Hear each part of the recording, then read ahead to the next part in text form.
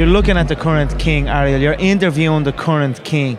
The current king is here. The current king will be there, raising gold. So I don't care. It's the McGregor show. Let's be honest. It would be great to have it with all the work they put in, but I cannot force an individual if they are afraid. If an individual is afraid to fight, you cannot force him. So it is what it is. If he's running, if he's scared, there's nothing I can do. I'd probably, sometimes I look in the mirror and get little frights as well looking at myself, because I am an absolute animal, a machine. So I probably wouldn't want to fight me either. So it is what it is. I'll be there, I know that. They say I'm just talk, but here I am walking. Where's everybody else? I'm here. I think they're very similar. I think they're all the same. They're all, even looking at the contenders that fought last week, like they're not. I almost feel like upset that they're even being mentioned in You talking about Tony Ferguson? Everyone, all of them. They're all way down. Like I look at these fights and I realise why the game has never broke into that next level before, because nobody's at that next level. I'm the only one at that next level. So I look forward to going out and showing what I know. These people do not stand a chance.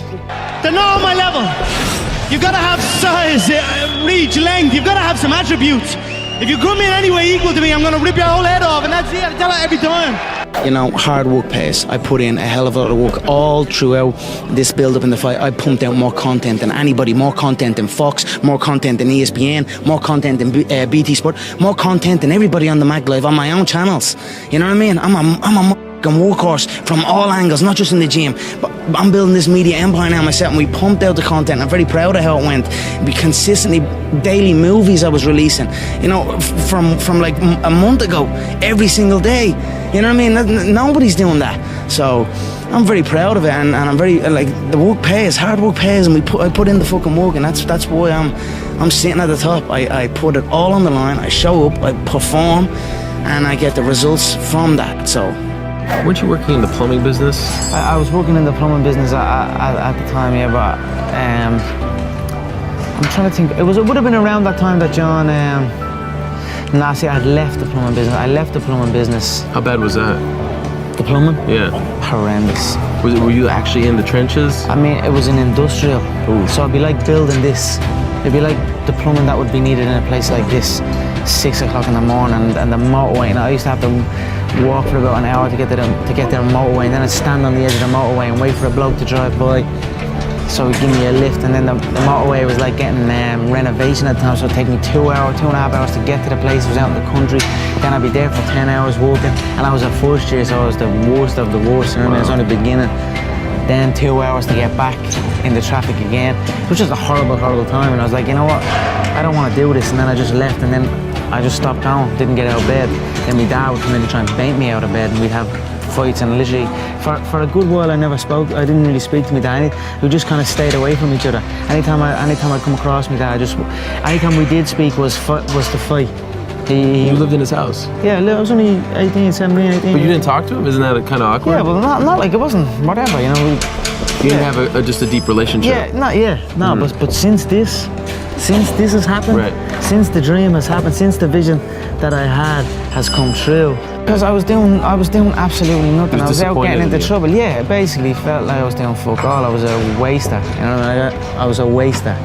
Got called that a lot. You know what I mean? But I'm gonna make this happen. And then now that has happened, I'm making it happen. It's depressing times for a lot of people, and there's a lot of bad stuff going on in the country. A lot of people are struggling. Everybody's struggling. But now, since them seeing me chase this dream, it's given them an energy, and I see a new lease of life in them. And that alone spurs me on even more. So it's all just a perfect storm that's happening for me. And that is why I have this tunnel vision, and that is why I'm willing to kill every single man in my path to get that belt, you know what I mean? To secure the future, from my family's future, you know what I mean? That's what I'm doing it for.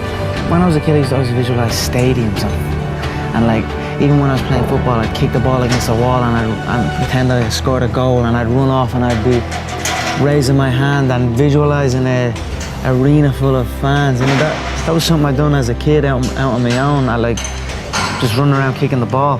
So I always had these visions of something, but I just didn't know what it was.